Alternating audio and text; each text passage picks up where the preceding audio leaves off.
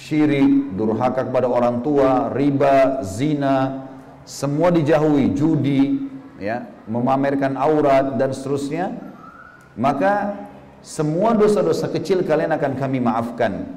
Sesungguhnya Tuhan kalian maha luas ampunannya, dan Dia telah mengetahui tentang keadaan kalian ketika kalian masih di dalam perut ibu kalian. Jadi jangan teman-teman mengkhayal kalau buat dosa lalu Allah tidak akan hukum. Itu nggak benar. Allah pasti akan hukum sekecil apapun dosa kita lakukan. Ini perlu digarisbawahi ya. Walaupun dosa kecil akan ada pembersihan.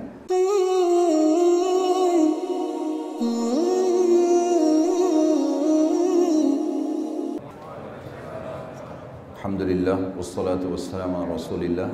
Segala puji bagi Allah subhanahu wa ta'ala, juga salawat dan taslim besar Muhammad sallallahu alaihi wasallam. Melanjutkan bahasan kita teman-teman sekalian, dan kita masuk ke, setelah menjelaskan panjang lebar asal mula pelanggaran terjadi dari ayah kita Adam, dan bagaimana Adam alaihissalam sudah diingatkan oleh Allah, bagaimana juga sebab pelanggaran tersebut adalah godaan musuh kita iblis. Dan siapa itu iblis? Siapa juga anak cucunya yang bernama syaitan, yang akan terus menyesatkan manusia. Kita akan masuk teman-teman sekalian ke dosa. Dosa ini istilah yang digunakan dalam agama kita, bisa juga maksiat, adalah semua pelanggaran dalam agama yang dilarang oleh Allah. Definisi sederhananya. Dan dosa dibagi dua, ada dosa besar, ada dosa kecil. Dosa besar teman-teman sekalian adalah semua pelanggaran dalam agama yang diikuti dengan ancaman berat, seperti laknat, murkah, kecelakaan, siksa kubur, siksa neraka. Jadi kalau misal ada ancaman kekufuran misalnya, kata Nabi SAW, perbedaan dasar antara kami dengan orang-orang kafir adalah sholat 5 waktu. Siapa yang meninggalkannya, dia telah kafir. Ada ancaman kekafiran meninggalkan sholat 5 waktu. Berarti meninggalkan sholat 5 waktu adalah dosa besar. Jadi kalau diikuti ada ancaman-ancaman setelahnya, maka namanya dosa besar. Kalau dosa kecil teman-teman, semua pelanggaran dalam agama yang tidak diikuti dengan ancaman. Seperti misal, Nabi SAW mengatakan siapapun yang menurunkan pandangannya dari yang haram, misal ada lawan jenis lewat, diturunkan pandangannya, dia nggak mau lihat, maka Allah akan tanamkan di dalam hatinya keimanan sampai hari kiamat. Ini kata ulama mengatakan memandang lawan jenis dosa, tapi dosa kecil. Tetap dosa, berat memang sebenarnya. Nanti akan kita jelaskan efeknya ya. Tapi karena tidak ada ancaman bersamanya, berarti dia masuk dosa kecil. Tapi kalau ada ancaman, berarti dosa besar. Makanya Imam Az-Zahabi rahimahullah menyusun dalam buku beliau namanya Al-Kabair, dosa-dosa besar. Ini kalau teman-teman ikuti di YouTube sudah lengkap 106 dosa besar, saya bahas panjang lebar semuanya, dari syirik, durhaka kepada orang tua, riba, dusta dan segala macam ini, itu adalah semua dosa besar ya. Karena semua ini diikuti dengan ancaman-ancaman, tapi dosa kecil yang tidak diikuti dengan ancaman. Kalau teman-teman bisa mengontrol diri tidak melakukan dosa-dosa besar, maka secara otomatis dosa-dosa kecil yang kita lakukan dalam keseharian dimaafkan oleh Allah dengan ibadah-ibadah yang kita lakukan. Misal kita lihat firman Allah dalam surah An-Nisa, surah nomor 4 ayat 31. Allah berfirman, A'udzubillahi minasyaitonirrajim, in tajtanibu kaba'ira ma tunhauna anhu nukaffir ankum sayyiatikum wa nudkhilkum mudkhalan karima. Dan kalau kalian semua menjauhi dosa-dosa besar yang diantara dosa-dosa dilarang kalian mengerjakannya, niscaya kami akan menghapus kesalahan-kesalahan kalian, dosa-dosa kecil kalian, dan kami masukkan kalian ke dalam tempat yang mulia, surga. Dalam surah Asy-Syura, ayat surah nomor 42 ayat 37, Allah Subhanahu wa taala berfirman juga, A'udzubillahi minasyaitonirrajim, walladzina yajtanibuna kaba'iral itsmi wal fawahisha wa idza ma ghadibu hum yakfirun. Dan orang-orang yang menjauhi dosa-dosa besar dari perbuatan-perbuatan keji, dan apabila mereka marah, mereka memaafkan. Juga dalam surah lain, surah An-Najm, surah nomor 53 ayat 32, Allah juga menyebutkan masalah itu. A'udzu billahi minasyaitonir rajim.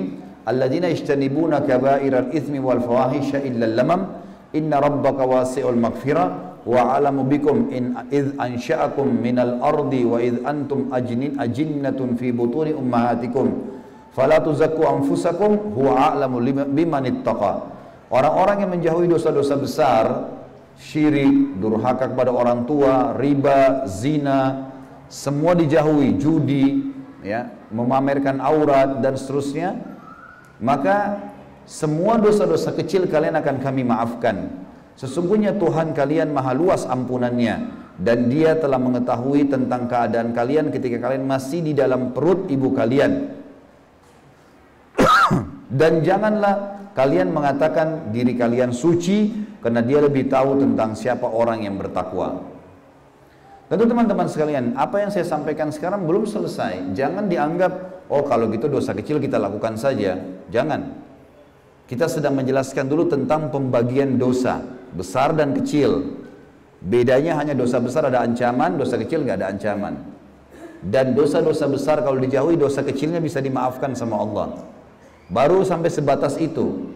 Kita akan bahas lebih dalam teman-teman. Dosa besar, kalau kita lakukan dosa besar harus taubat nasuha. Kalau dosa kecil tidak taubat pun dengan amal-amal soleh bisa dimaafkan. Disebutkan oleh Imam Nawawi rahimahullah dalam buku beliau Riyadhus Shalihin, beliau menjelaskan tentang bab taubat. Beliau mengatakan taubat itu akan diterima oleh Allah kalau memenuhi 3 syarat. Yang pertama, meninggalkan dosa itu seketika. Lagi zina, berhenti. Lagi riba, berhenti. Lagi mabuk khamr, berhenti. Berhenti dari dosa itu. Yang kedua, sesali. Yang ketiga, janji sama Allah, antara dia sama Allah tidak akan mengulanginya. Ya Allah, saya tidak akan ulangin nih. Maka diterima. Sebagian ulama menambahkan dengan syarat keempat, yaitu menyibukkan sisa umur dengan amal saleh. Karena banyak teman-teman sekarang orang pernah berzina, lalu dia tobatnya setahun, tahun depan terjerumus lagi dalam zina. Kenapa? Karena waktu yang dia pakai dulu berzina, misal jam 10 sampai jam 11 dia suka ke diskotik misalnya, atau dia suka mabuk-mabukan. Ini dia waktu taubat, dia nggak isi waktu ini dengan ibadah.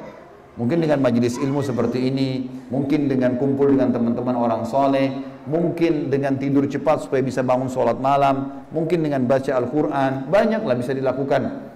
Nah ini tidak dilakukan, maka dia tahun depan, selama dia 1 tahun itu syaitan goda terus, diingatkan terus tentang zinanya itu, supaya dia ulangi. Makanya ulama masukkan syarat keempat, menyibukkan diri dari sisa waktu umur ini dengan amal soleh. Jadi kalau dosa besar, kalau dosa kecil boleh dimaafkan dengan kesalahan, dengan amal soleh. Misal Allah mengatakan, ulaika alladzina yubaddilullahu sayyi'atim hasanat. Mereka-mereka itulah yang Allah ganti, ya, pahala dosa mereka menjadi pahala. Ada orang yang ganti, orang Allah ganti. Juga dikatakan innal hasanata yudhibnas sayyi'at.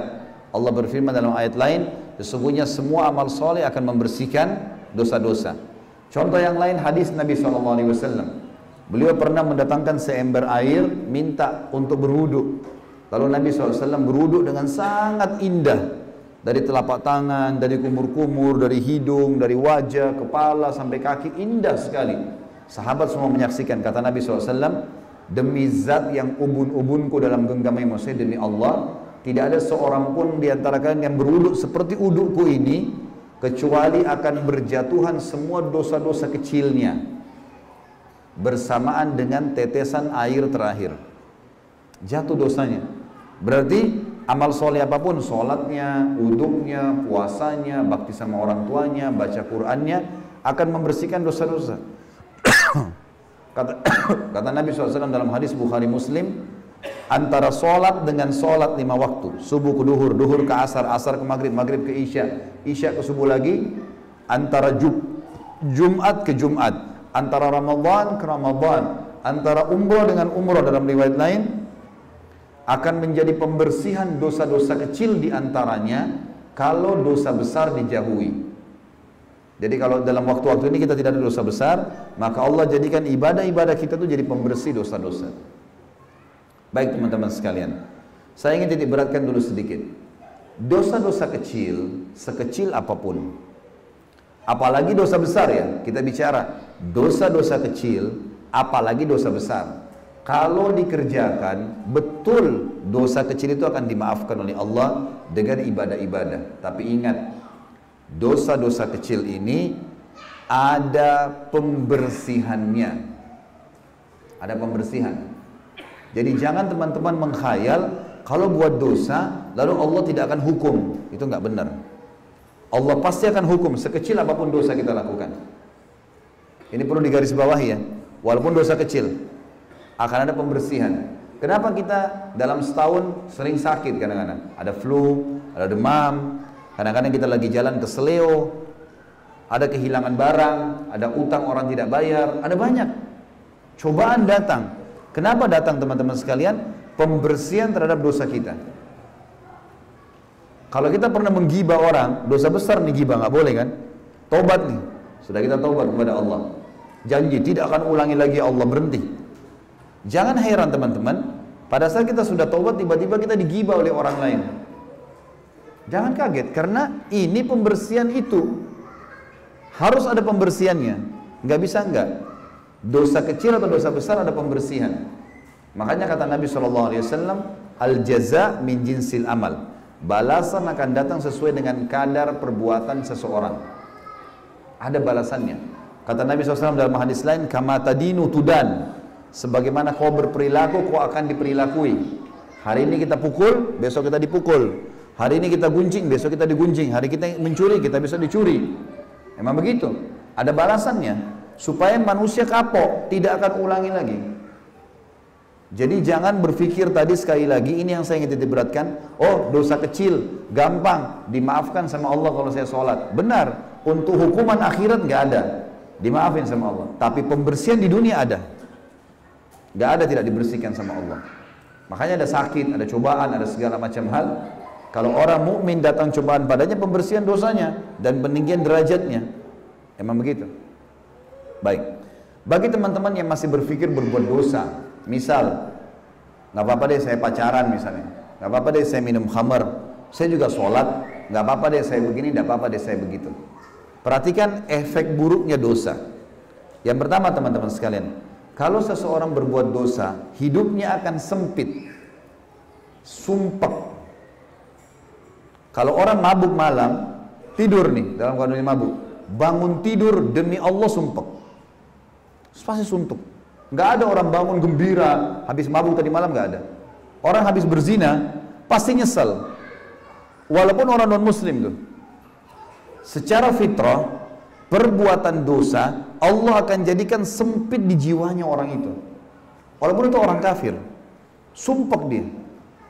Cuma orang yang tidak tahu agama, dia nggak tahu harus kemana arahnya, maka habis mabuk tadi malam, mabuk lagi besok malam, larinya ke situ lagi. Padahal makin banyak dia buat ini, dia makin banyak minum racun. Dosa itu teman-teman seperti segelas racun. Kita tahu itu racun atau tidak, tetap berbahaya. Tapi orang kalau tahu, mematikan. Orang kalau tidak tahu, bertahap, tapi tetap berbahaya buat dia. Dia tidak bisa bilang, wah saya tidak tahu kalau itu racun, maka tidak apa-apa di badan saya. Enggak, pasti tetap berbahaya. Dosa itu seperti itu. Jangan anggap remeh, nggak bisa dimain-main ini. Hidup sempit ini akan ada teman-teman. Kata ulama disepakati semua, orang muslim, orang kafir, tahu tidak tahu hukumnya akan mendatangkan hidup sempit. Hidup sempit adalah sumpek, suntuk, sedih. Tiba-tiba kita merasa sedih sendirian, nggak tahu harus buat apa. Orang-orang yang tidak punya iman larinya bunuh diri, larinya minum racun, ya, dan seterusnya.